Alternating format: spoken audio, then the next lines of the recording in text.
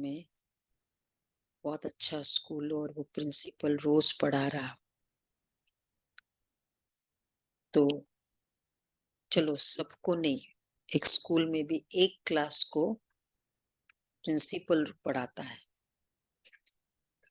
पूरा ही टाइम पढ़ाए तब तो पूछो मत। लेकिन अगर एक सब्जेक्ट भी रेगुलर केवल उस क्लास का ही पूरे स्कूल में से उसको पढ़ाता हो तो बाकी सब स्टूडेंट्स क्या कहेंगे? सबसे भाग्यशाली हो तुम, तो सारे ही उसके नजरों में हो। तो इसी तरह भगवान, सब पूरी दुनिया उसके बच्चे है, लेकिन किसको पढ़ा रहा है वो? तो कौन हो गए? तो इसलिए बाबा कहते नशा रहे। तो आज बाबा के महावाक्य सुनेंगे उसी नशे में। फिर आज 3 मीठे बच्चे, सारी दुनिया में तुम्हारे जैसा पद्मा पदम भाग्यशाली स्टूडेंट कोई नहीं। तुम्हें स्वयं ज्ञान सागर बाप टीचर बनकर पढ़ाते हैं। अच्छा प्रश्न है, कौन सा शौक सदा रहे तो मोह की रगे टूट जाएगी? मोह की रगे टूट जाएगी। एक शौक रखे तो उससे मोह बहुत अच्छे से टूट जाएगी। कौन सा शौक सदा रहे, बना रहे? प्यार बना रहे। मोह की रगे सबसे बड़ा डीप इनसाइड का विकार है, बहुत मीठा, लेकिन बहुत जितना वो विकार है उतना ही उसका दर्द का प्रोपोर्शन है। तो बाबा कहते वो मोह की रगे टूट जाएगी अगर एक ये तरीका यूज करो तो। एक के साथ प्यार, शौक चाहिए।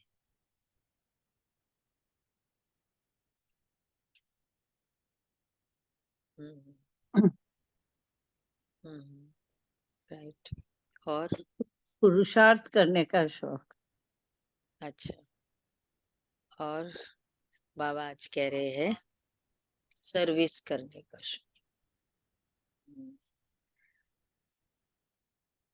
हाँ ये हम करेंगे चर्चा। सर्विस करने का शौक बना रहे, क्योंकि सर्विस अर्थात संकल्प, सर्विस अर्थात जिम्मेवारी, सर्विस अर्थात खुशी। जहाँ जिम्मेवारी फील करते हैं ना, वहाँ ऑटोमेटिक दूसरी जगह की वो प्रायोरिटी हो जाती है। कन्या शादी करके जाती है, शुरू में तो खींचता है, पर जैसे जैसे जिम्मेवारी बढ़ती है तो क्या होता है, यहाँ से फिर अटैचमेंट कम होती जाते, फिर कहीं एक रात रहो, बोला मुश्किल है। जिम्मेवारी, तो जब जिम्मेवारी की फीलिंग होगी ना सेवा में, तो ऑटोमेटिक वहां से रगे टूटती जाएगी। सर्विस करने का शौक बना रहे तो मोह की रगे टूट जाएगी। सदा बुद्धि में याद रहे कि इन आंखों से जो कुछ देखते हैं ये सब विनाशी है। इसे देखते हुए भी नहीं देखना। बाप की श्रीमत है, hear no evil, see no evil.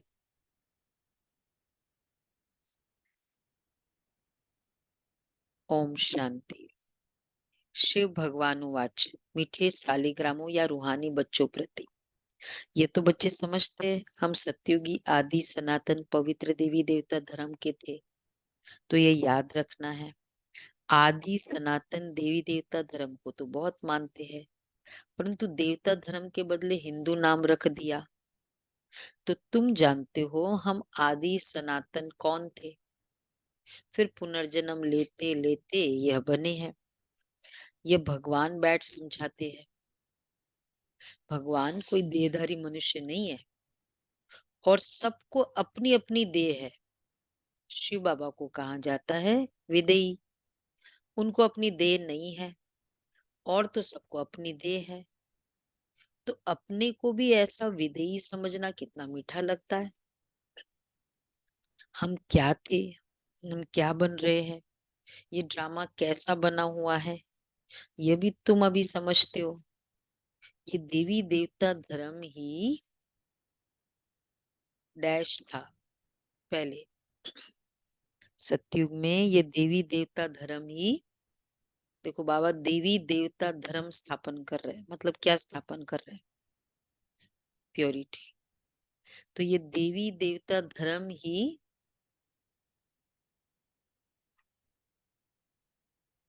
सतयुग में डैश था।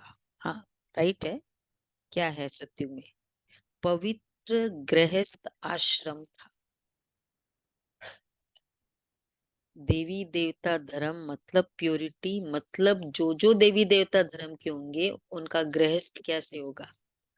जंजाल नहीं होगा। गृहस्थ आश्रम था, आश्रम था। और दुनिया में गृहस्थ को आश्रम की तरह माना जाता है। गृहस्थ आश्रम कौन सा? आज का थोड़ी। एक वो फेज ऑफ लाइफ, गृहस्थी का फेज ऑफ लाइफ, वो कहते हैं।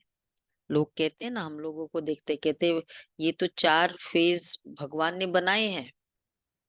कुमार, बचपन है, युवा है, गृहस्थ है, ये तो फेज ऑफ लाइफ है। ऐसे आप लोग इसको इसके अगेंस्ट में जा रहे हो। राइट है ना, इसके अगेंस्ट में जा रहे हैं। हम कहते हैं वही तो हम फेज फॉलो कर रहे हैं। उन्होंने बनाया गृहस्थ आश्रम, ये 4 आश्रम बनाए।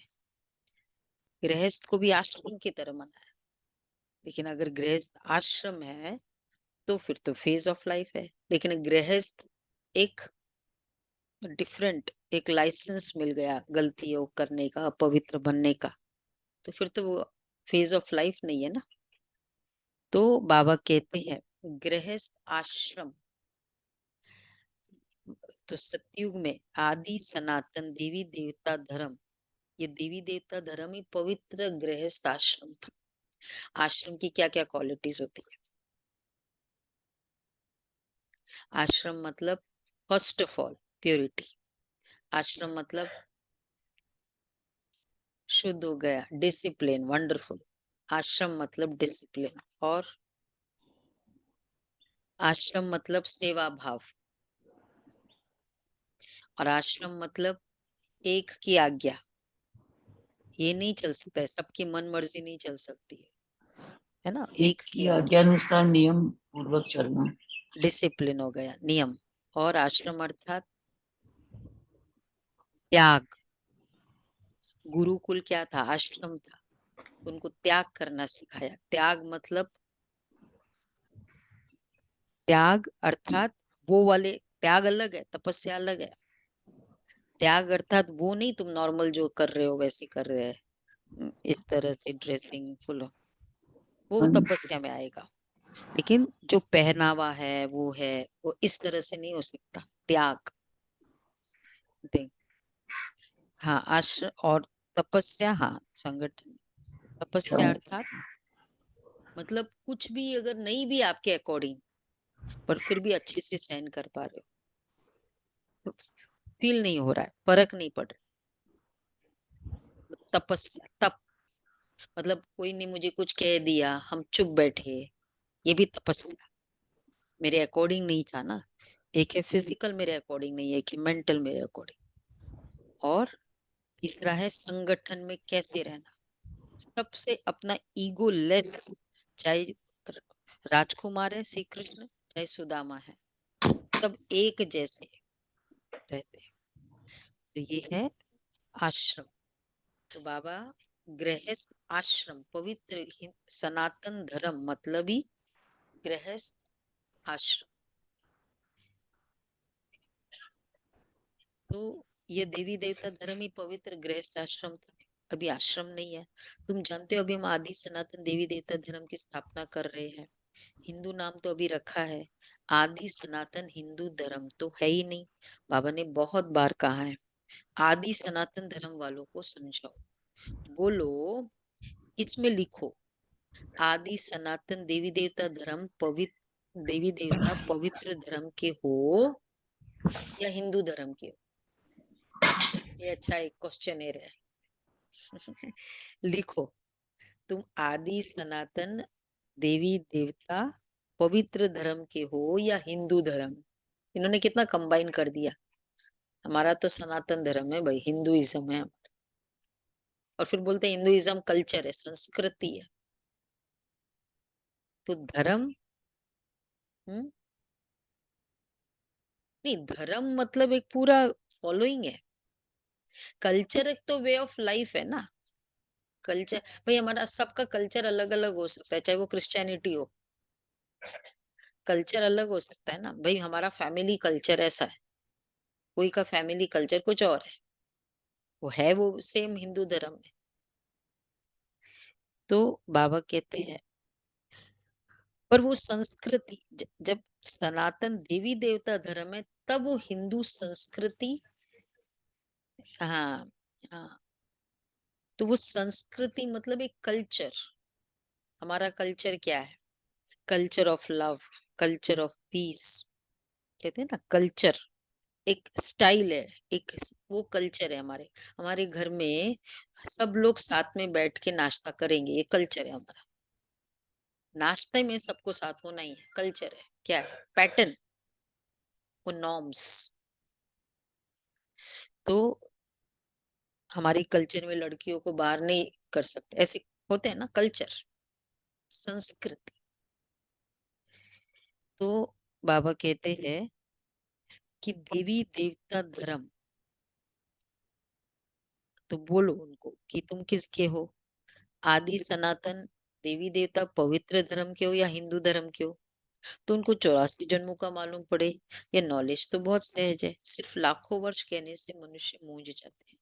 ये भी ड्रामा में नूंद है, सतो प्रधान से तमो प्रधान बनने का भी ड्रामा में पार्ट है। देवता धर्म वाले 84 जन्म लेते लेते कितने चीची बन पड़े। पहले भारत कितना ऊंच था, भारत की महिमा करनी चाहिए। अब फिर तमो प्रधान से सतो प्रधान, पुरानी दुनिया से नई दुनिया जरूर बननी है। आगे चलकर तुम्हारी बात को समझेंगे जरूर। बोलो, घोर नींद से जागो, बाप और वर्षे को याद करो। तुम बच्चों को घोर नींद, उस समय क्यों वो कुंभकर्ण का एग्जाम्पल है, क्यों सिर पर खड़ा है दुश्मन, तुम सो रहे हो। सिर पर इतना बड़ा इश्यूज खड़े हैं जो होने वाले हैं, उसको नहीं पता क्योंकि नींद में थे ना। उसको क्या पता? जागने वालों को पता होता है प्रॉब्लम क्या चल रही है। तो रियलिटी से जागना, आत्माएं सच्चाई से जागना। तो बाबा इसलिए कहते घोर नींद से जागो, बाप और वर्षे को याद करो। तुम बच्चों को सारा दिन खुशी रहनी चाहिए, जाग कि हम जगे हुए हैं। क्योंकि जागना मतलब अब उसको जो होने वाली है अभी परिस्थिति, हो तो रही है, मेरे पास नहीं आई है, पर हो तो रही है। तो ये क्लैरिटी की ये मेरे पास भी आने वाली है। जो इधर देख रही हो, उधर देख रही हो, इधर देख रही हो, कितने के है ना एग्जाम्पल। कभी ये सोचा नहीं था कि ये प्रॉब्लम मुझे आ जाएगी। हम में से भी ऐसा देखा है कितने सारे ना इश्यूज। मैंने कभी नहीं सोचा था, जब भी जो भी लाइफस्टाइल हम जी रहे होते हैं तब जब सब कुछ अच्छा था। तो इसलिए बाबा कहते हैं ये रियलिटी से अवगत कराओ। जैसे कैंसर है, बहुत कॉमन है आजकल, फीवर की तरह हो गया। लेकिन जब जिसको भी जब फर्स्ट टाइम हो जाता है, तब क्या बोलते हैं, कभी सोचा नहीं था। किडनी इश्यूज हो जाती, कभी सोचा नहीं था। तो है ना। तो आपको पता नहीं था, फ्यूचर तो ऐसा है ही ना, अनसर्टन। इसके लिए बाबा कहते हैं सारी दुनिया में तो बाप और वर्षे को याद करो। तुम बच्चों को सारा दिन खुशी रहनी चाहिए, सारी दुनिया में, सारे भारत में। देखो, सारा दिन खुशी होनी चाहिए। किस बात की? नशा, आज बाबा जो कह रहे हैं, इस नशे से। सिंपल, इतना सिंपल थोड़ी। सारे भारत में सुनो, सारे भारत में, सारी दुनिया में तुम्हारे जैसा पद्मा पदम भाग्यशाली स्टूडेंट कोई नहीं है। है नशा सभी को? हाँ, तो वीडियो ऑन करो भाई, जिसको नशा है वो नशे से सामने देखेगा ना। हाँ, तो बाबा कहते हैं नशा होना चाहिए। समझते हो, जो हम थे वही फिर बनेंगे। इतना टफ से टफ पढ़ाई क्या है।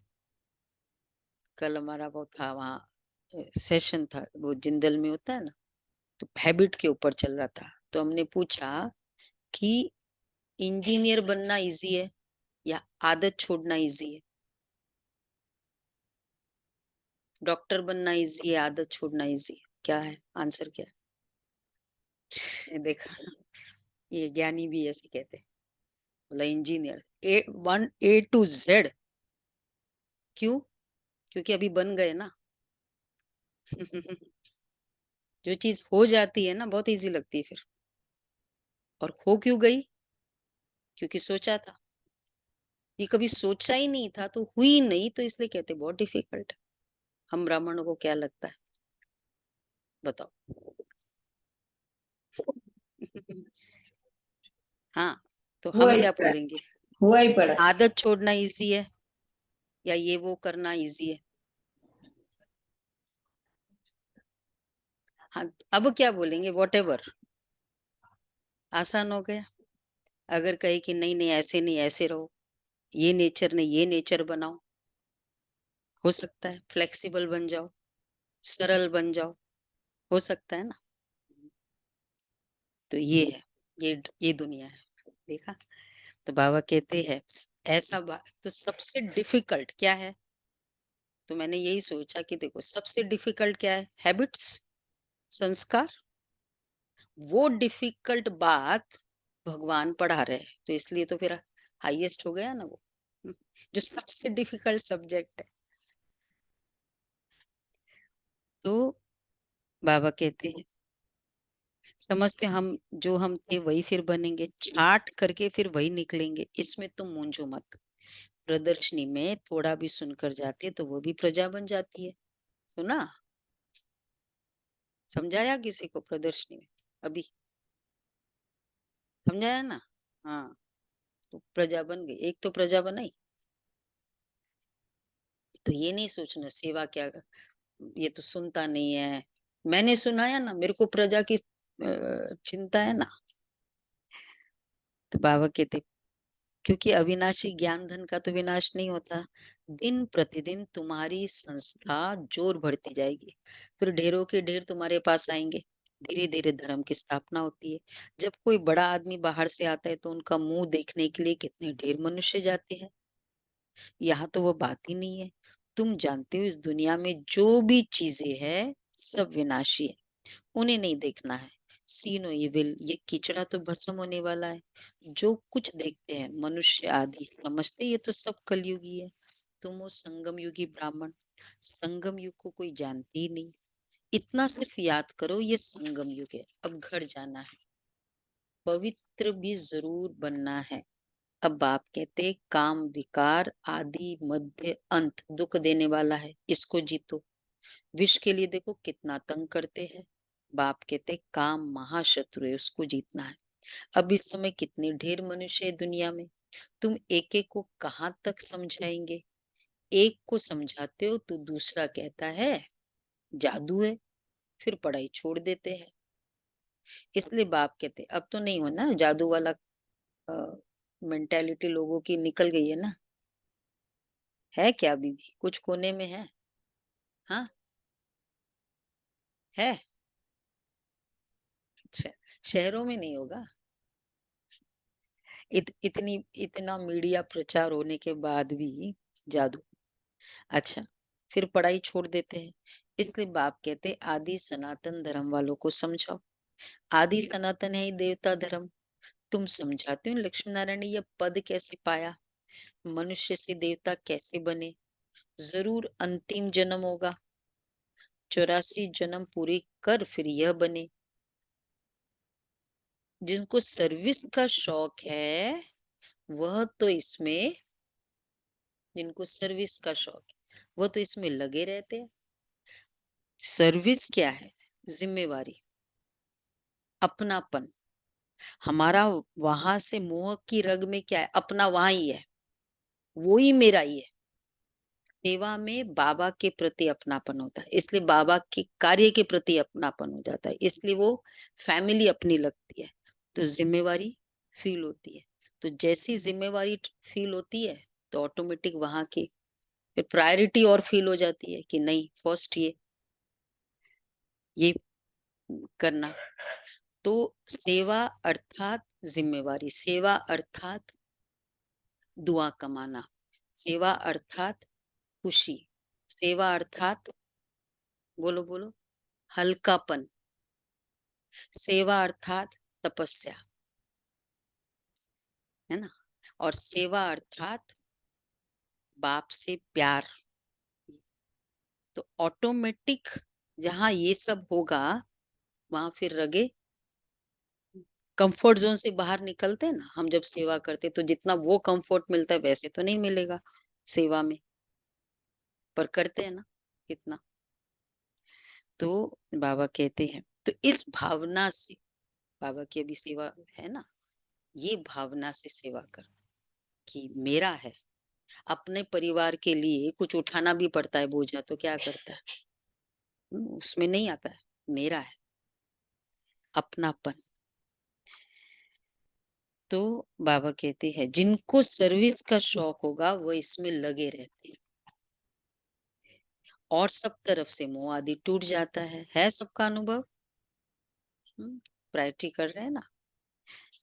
सी नो इविल, हम इन आंखों से जो कुछ देखते इनको भूलना है, जैसे कि देखते ही नहीं है। सी नो इविल, मनुष्य तो बंदरों का चित्र बना देते हैं, समझते कुछ भी नहीं। सी नो इविल में बंदर का चित्र किया ना, बच्चियां कितनी मेहनत करती है, बाबा उन्हें और ऑफरिंग देते हैं। ये बंदर का चित्र क्यों बनाया, गांधी जी के 3 बंदर जो भी लोगों ने कहा, ये बंदर क्यों चूज किया? सी नो इविल में बंदर बेचारा क्या करेगा उसमें?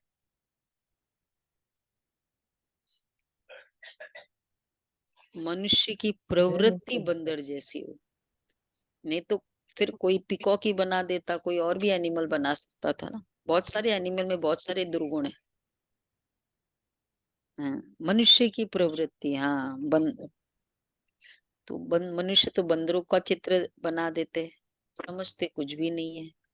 आजकल इतना नहीं है वो पॉपुलर, वो नलिनी बहन का जो बाबा ने रखा था वो इतना, हाँ उन दिनों वो था ना गांधी जी के 3 बंदर, इसलिए बच्चियां कितनी मेहनत करती है, बाबा उन्हें ऑफरिंग देते हैं जो समझा कर लायक बनाती है, प्राइज भी उन्हों को ही मिलती है। गू भू भू कर करके क्या करते हैं उसको अपना बना देते हैं ना, उसको बाबा का बच्चा बना देते, फिर बाबा कहते बाबा उनको ऑफरिंग देता है। हम्म, बाबा तुम जानते हो बाबा हमको कितनी बड़ी प्राइज देते हैं? कौन सा प्राइज? भू भू कर करके अपना बनाओ, कैसे भी करके बनाओ बाबा का। और जरूरी नहीं कि ज्ञान ही सुन, आप ऐसी फैसिलिटीज क्रिएट करो, चलो कोई ज्ञान सुनने के लिए, हाँ तुम जाओ, ठीक है। घर में अगर कोई वैसे भी इंटरेस्टेड है उसके लिए फैसिलिटीज भी क्रिएट किया, तो भी तो उसको इन अ वे ज्ञान ही सुना है ना। तो बाबा कहते हैं ऐसे बच्चों को बाबा ऑफरिंग देते हैं। बाबा हमको कितनी बड़ी प्राइज देते हैं, क्या प्राइज है बाबा की? पहला नंबर प्राइज है, फुल एक्यूरेट बताओ, राइट है पर एक्यूरेट, और पहला नंबर का प्राइज सूर्यवंशी। पूरे विश्व की, वो तो बाद में वाले भी बनेंगे, चंद्रवंशी वाले भी बनेंगे, सूर्यवंशी। हाँ, राजधानी की प्राइस थोड़ा सा भी ऊपर नीचे नहीं, पहला प्राइस। सेकंड नंबर है चंद्रवंशी। हाँ चंद्रवंशी। चंद्रवंशी की प्राइस। नंबर वार तो होते ही है। भक्ति मार्ग के शास्त्र भी कितने बैठ बनाते हैं। अब आप समझाते हैं इन शास्त्र पढ़ने यज्ञ तप करने से मेरे से कोई मिलता नहीं है। दिन प्रतिदिन कितने पापात्मा बनते जाते हैं, पुण्यात्मा कोई बन न सके, बाप ही आकर पुण्यात्मा बनाते हैं। एक है हद का दान पुण्य, दूसरा है बेहद का। भक्ति मार्ग में पुण्य, हद का दान पुण्य, और दूसरा है बेहद का। भक्ति मार्ग में इनडायरेक्ट ईश्वर अर्थ दान पुण्य करते रहते हैं, परंतु ईश्वर किसको कहा जाता है ये जानते ही नहीं है। अभी तुम जानते हो, तुम कहते हो कि शिव बाबा ही हमको क्या से क्या बनाते हैं, हम डायरेक्ट देते हैं ना। ये तो क्लियर हुआ ना सबको, डायरेक्ट और इनडायरेक्ट क्यों कहते हैं बाबा। सुमन बेन क्लियर हुआ क्या है डायरेक्ट? डायरेक्ट मतलब बोलो बोलो सुमन बेन, आवाज नहीं है, अनम्यूट करो।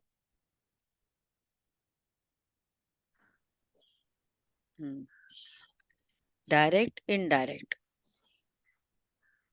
डायरेक्ट मीन्स परमात्मा की जो जो आज्ञाएं हैं उनको हम मानते हैं तो एकदम डायरेक्ट वो वैसे के वैसे ही हो जाते हैं मतलब। हम्म और इनडायरेक्ट जैसे किसी से सुन करके और उसको पूरा फॉलो नहीं करते हैं तो वो इनडायरेक्ट वे के अंदर समझ में नहीं आती तो। सुलभा बेन बोलो, डायरेक्ट इनडायरेक्ट। जो की मुरली सुनते हैं रोज बाबा की डायरेक्ट, वो डायरेक्ट है। क्या क्या है ट्रेनिंग? Direct direct. बाबा ने जो कनेक्शन किया ना, हाँ आप राइट बोल रहे हो। और थोड़ा बाबा ने क्या कहा, भक्ति मार्ग में इनडायरेक्ट ईश्वर अर्थ दान पुण्य करते हैं, परंतु ईश्वर किसको कहा जाता है ये पता ही नहीं है। अभी तुम जानते हो। तो डायरेक्ट, डायरेक्ट दान पुण्य और इनडायरेक्ट दान पुण्य बोलो रेखा बहन। अभी हम बाबा की सेवा में लगाते हैं वो डायरेक्ट है।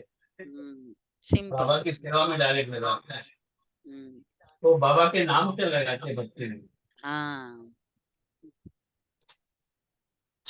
इनडायरेक्ट अर्थात तो जैसे जो भगवान के नाम पे जो जो दुनिया में जो भी करते हैं, जो भी भगवान के नाम पे इसको हेल्प कर दो, वो कर दो, वो कर दो। और यहाँ हम जो बाबा के कार्य में फिजिकल सेवा में जो लगाते हैं, धन को लगाते हैं, उसको बाबा कहते हैं डायरेक्ट। तो यहाँ तुम डायरेक्ट ईश्वर को देते हो, वह ईश्वर के नाम पे देते हो। फर्क है ना भाई। तुम प्रधानमंत्री के हाथ में दो और बाकी वो प्रधानमंत्री के नाम पे जो भी है वहां दो। तो बाबा कहते हैं उनको फिर सर्वव्यापी, तुम कहते हो शिव बाबा ही हमको क्या से क्या बनाते हैं, भगवान तो एक ही है। उनको फिर सर्वव्यापी कह दिया है, तो उनको समझाना चाहिए कि ये तुम लोगों ने क्या किया है। तुम्हारे पास आते भी है, थोड़ा सुनकर बाहर गए,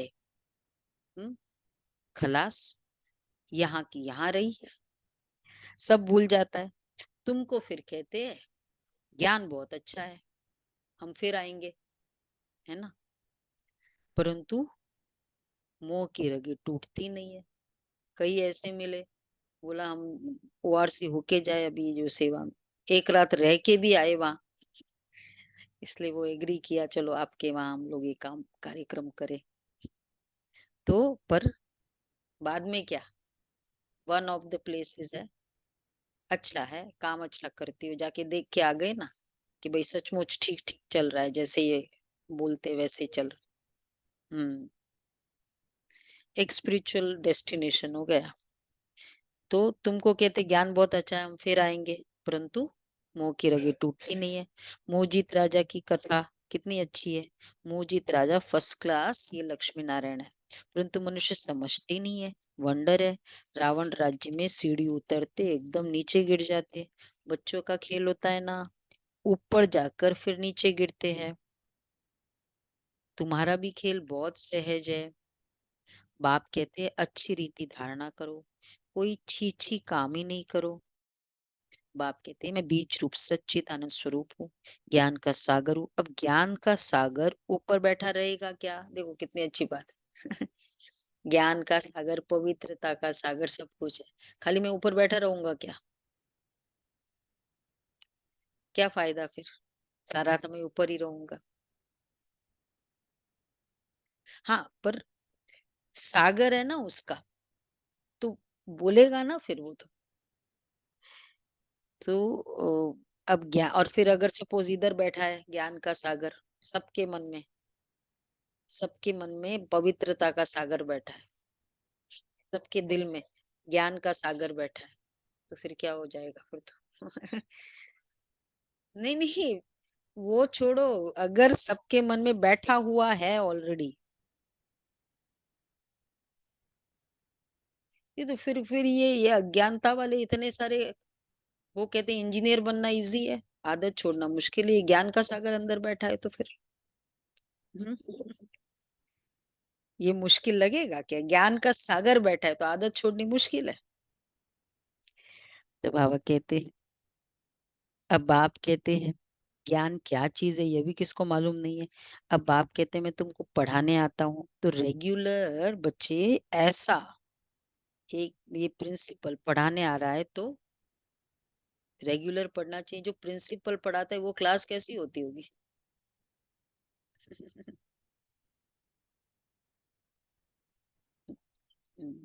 प्रिंसिपल पढ़ा रहा है, इसलिए बाबा कहते हैं तो बच्चे फिर एक दिन भी पढ़ाई मिस नहीं करनी चाहिए।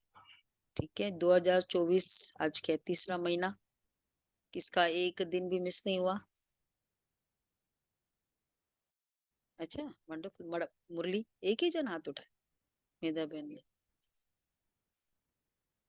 हाँ, मुरली, मुरली, मुरली एक दिन भी मिस नहीं हुआ, ऐसे महारथी। अरे वाह, वेरी गुड। सुमन बहन हाथ नहीं उठाया, चलो कोई बात, अब से।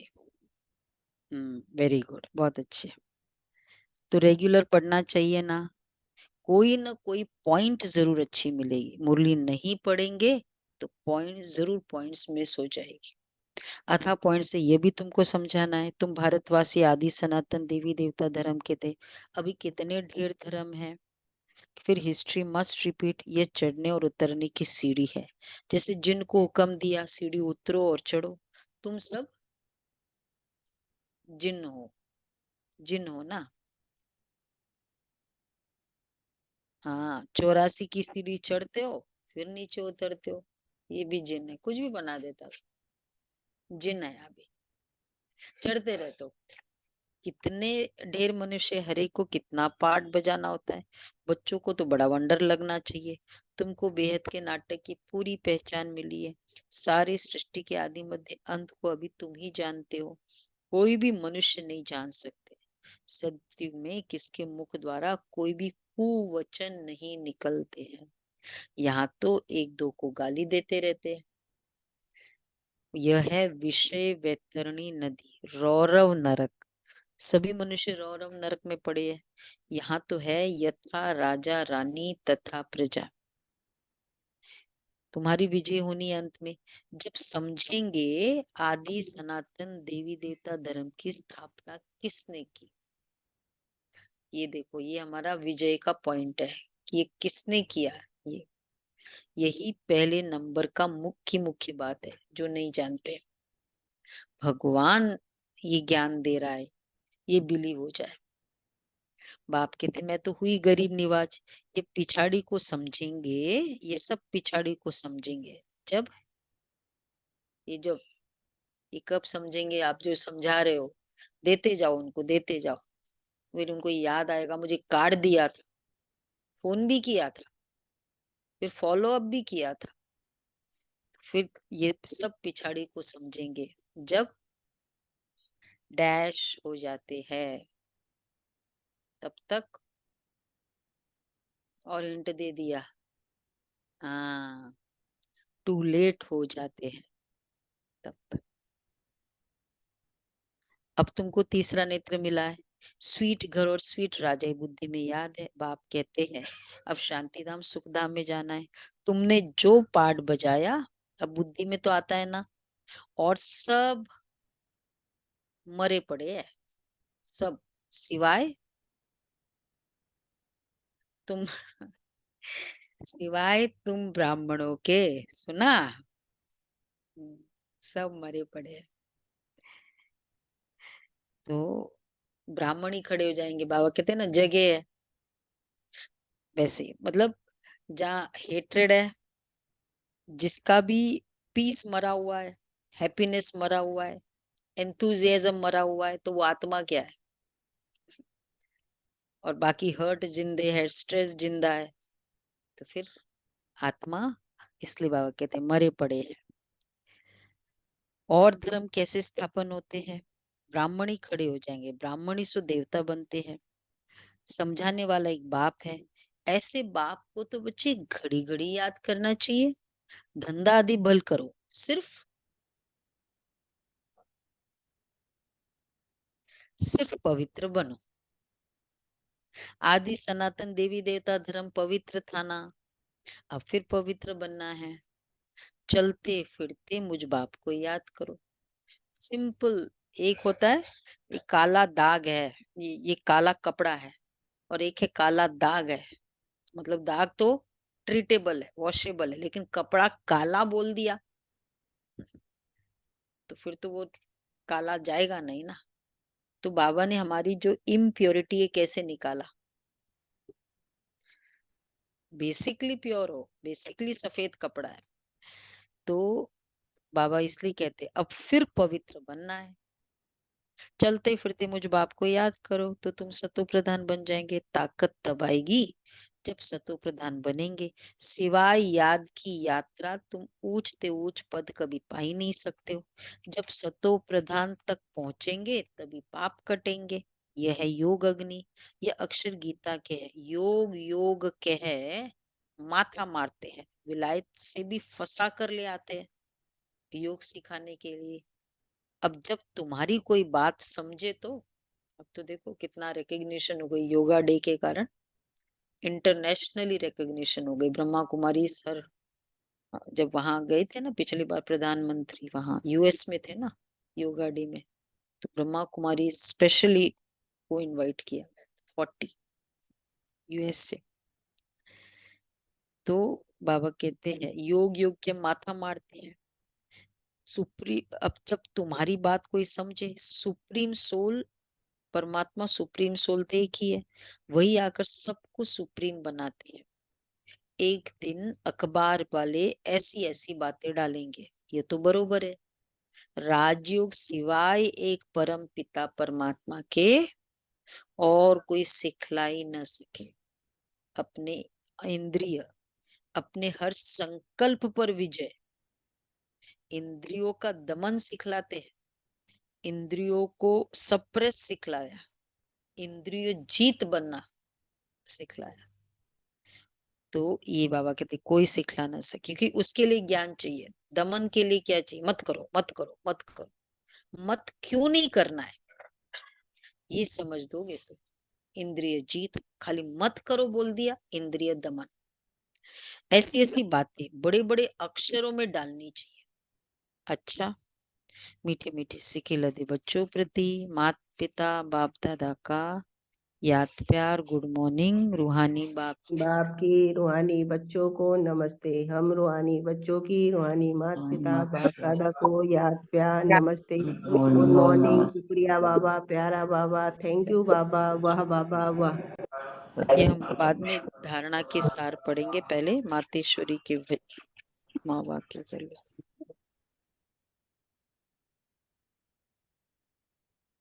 गीत है नयनहीन को राह दिखाओ प्रभु। अब ये जो मनुष्य गीत गाते नयनहीन को राह बताओ, तो गोया राह बताने वाला, राह दिखाने वाला एक ही परमात्मा ठहरा। तभी तो परमात्मा को बुलाते हैं। और जिस समय कहते हैं प्रभु राह बताओ, तो जरूर मनुष्य को राह दिखाने के लिए खुद परमात्मा को निराकार रूप से साकार रूप में अवश्य आना पड़े, तभी तो स्थूल में राह बताएगा। आने बिगर राह तो बता न सके। राह दिखाओ प्रभु, कितना अच्छा। मम्मा लॉजिकली यू समझाती थी, नयनहीन को राह दिखाओ। अब मनुष्य जो मूंझे हुए है, तभी तो स्थूल में राह बताएगा। आने बिगर तो राह बता नहीं सकेंगे। भाई मुझे रास्ता बताओ, किसको पूछेंगे? ऊपर वाले को थोड़ी, जो ऑलरेडी वो रास्ते में है। भाई इधर जाना है, उधर जाना है। तो राह तो सामने आना पड़ेगा ना। तो उन मूंझे हुए को राह चाहिए, इसलिए परमात्मा को कहते हैं नयनहीन को राह दिखाओ। इसको ही फिर किवैया भी कहा जाता है, जो उस पार अथवा इन 5 तत्वों की जो बनी हुई सृष्टि, उस इससे पार कर उस पार, अर्थात 5 तत्वों से पार जो छठा तत्व है, अखंड ज्योति महतत्व है, उसमें ले चलेगा। तो परमात्मा भी जब उस पार से इस पार आवे तभी तो ले चलेगा। राह दिखाए, कौन दिखा सकता है वहां तक का, जो वहां का रेसिडेंट है। और वो जितना एक्यूरेटली, जो भी जहाँ के रेसिडेंट होते हैं ना, वो जितना एक्यूरेट एड्रेस बता सकते हैं ना, ये देखो एक पेड़ आएगा, उसके नीचे ये आएगा, वो बरगद का पेड़ होगा, मतलब वो छोटी छोटी डिटेलिंग करेगा जो वहां रहता है। और बाकी हाँ हाँ ये है, फिर लेफ्ट जाना, फिर आपको लेफ्ट में मिल जाएगा घर। तो ये परम धाम की जो डिटेलिंग बाबा हमें सिखाया अभी तक, खाली ये बोला ऊपर है, राह बताया, पर ऐसे पहुंच नहीं पाए ना, फिर भी भटकते रहे। बाबा अनुभव कराएगा तो करेगा, पर वहां तक तो साइंटिस्ट पहुंच नहीं सकते ना। साइंटिस्ट वाली जगह नहीं है ना वहाँ, फिजिकल कोई चीज है नहीं ना वहां पहुंचने के लिए। संदेशिया भी नहीं पहुंच पाई, साइंटिस्ट क्या पहुंचेंगे? वतन तक भी नहीं पहुंच पाए, वो तो उससे भी ऊपर है, सूक्ष्म वतन। हाँ, कोई वो तो स्पेस ऑब्जेक्ट्स जाए वहां तक स्पेस है, फिजिकल दुनिया है। तो चाहे वो मार्स है, चाहे वो जुपिटर है, चाहे वो सन है, चाहे वो मून है, जहां तक फिजिकल चीजें जाएगी, फिजिकल वर्ल्ड है। तो वो तो 5 तत्वों से पार, जो छठा तत्व अखंड ज्योति महतत्व है, उसमें ले चलेगा। तो परमात्मा भी जब उस पार से इस पार आवे तभी तो ले चलेगा। तो परमात्मा को भी अपने धाम में से आना पड़ता है, तभी तो परमात्मा को खिवैया कहते हैं। वही हम बोट को, आत्मा रूपी नाव को पार ले चलता है। अब जो परमात्मा के साथ योग रखता है, उनको साथ ले चले। बाकी जो बच जाएंगे, फिर वे धर्मराज की सजाएं खाकर बाद में मुक्त होते हैं। जो भी पीछे रहेंगे, वो सभी मनुष्य अति दुखी होते तो परमात्मा को याद करते हैं, परमात्मा इस कांटों की दुनिया से ले चल फूलों की छाव में। इससे सिद्ध है कि जरूर वो भी कोई दुनिया है।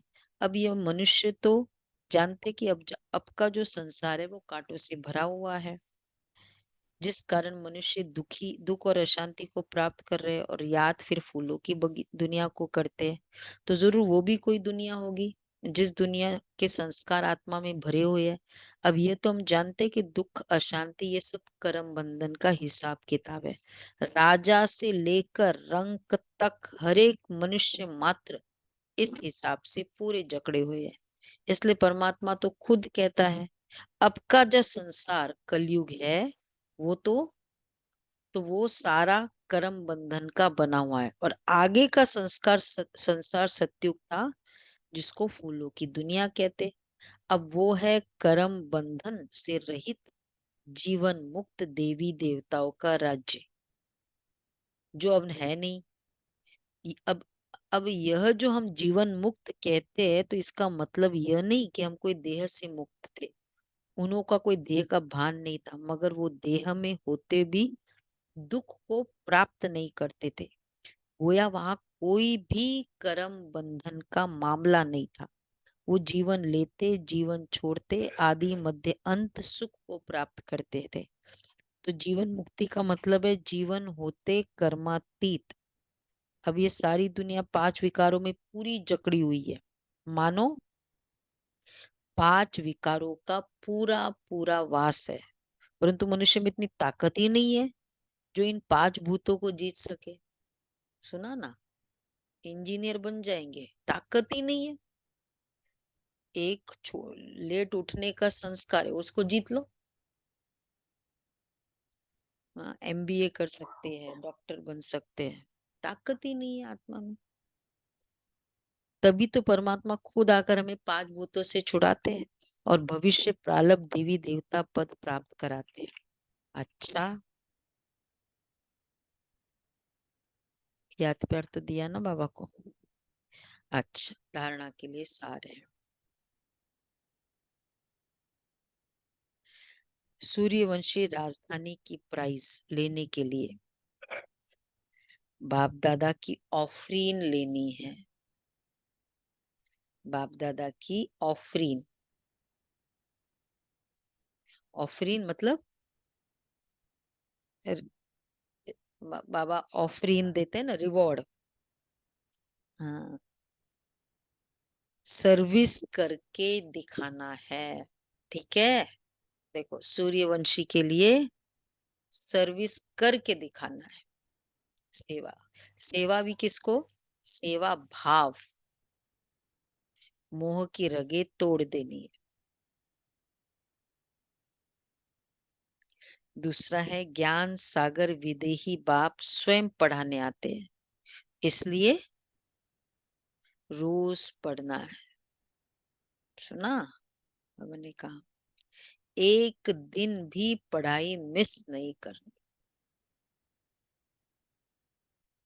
बाप समान विदेही बनने का पुरुषार्थ करना है। वरदान है, अपने प्रैक्टिकल जीवन के प्रूफ द्वारा साइलेंस की शक्ति का आवाज फैलाने वाले विशेष सेवाधारी भव। हर एक को साइलेंस की शक्ति का अनुभव कराना यह विशेष सेवा है। जैसे साइंस की पावर नामी ग्रामी है, ऐसे साइलेंस पावर नामी ग्रामी हो जाए। सबके मुख से आवाज निकले कि साइलेंस पावर साइंस से भी ऊंची है। वह दिन भी आना है, देखो आएगा। ये सब जो बाबा कह रहे हैं ना, तुम एक एक का साक्षात्कार होगा, तो ये वो भी दिन आना है। साइलेंस के पावर की प्रत्यक्षता, अर्थात बाप की प्रत्यक्षता। साइलेंस पावर का प्रैक्टिकल प्रूफ है आप सबकी जीवन। हर एक चलते फिरते पीस के मॉडल दिखाई दे, तो साइंस वालों की नजर भी साइलेंस वालों पर जाएगी। ऐसी सेवा करो, तब कहेंगे विशेष सेवाधारी। ठीक है, आज तो बहुत सेवाधारी के पॉइंट। कौन सी? मैं दिखूं साइलेंस पावर का मॉडल, चलते फिरते पीस के मॉडल दिखाई दे। वो पॉसिबल है सेवा करते हुए कि नहीं?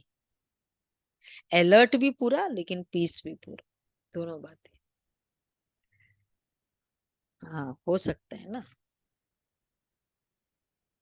सेवा और स्थिति का बैलेंस रखो तो सर्व की ब्लेसिंग मिलती रहेगी।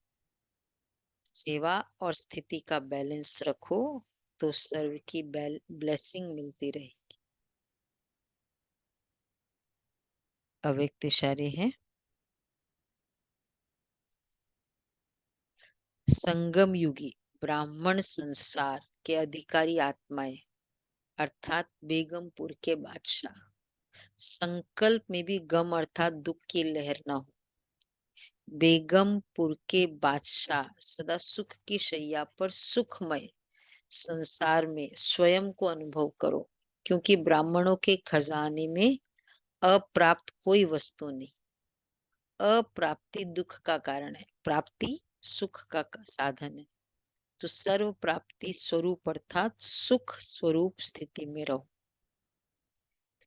एक की प्राप्ति ही अगर मेरा लाइफ का लक्ष्य है तो सर्व प्राप्ति की फीलिंग है। मैं बाप की, बाप मेरा। लेकिन अगर मेरे अनेक प्राप्तियों का लक्ष्य रहेगा तो फिर खाली जीवन होगा, फिर सर्व प्राप्ति फीलिंग नहीं है ना। क्योंकि ये मिल जाए, ये हो जाए, ये काम हो जाए, इतना हो जाए, ये केस सॉल्व हो जाए, तो ये फर्क है। ओके जी, तो ये थे बाबा के महावाक्य।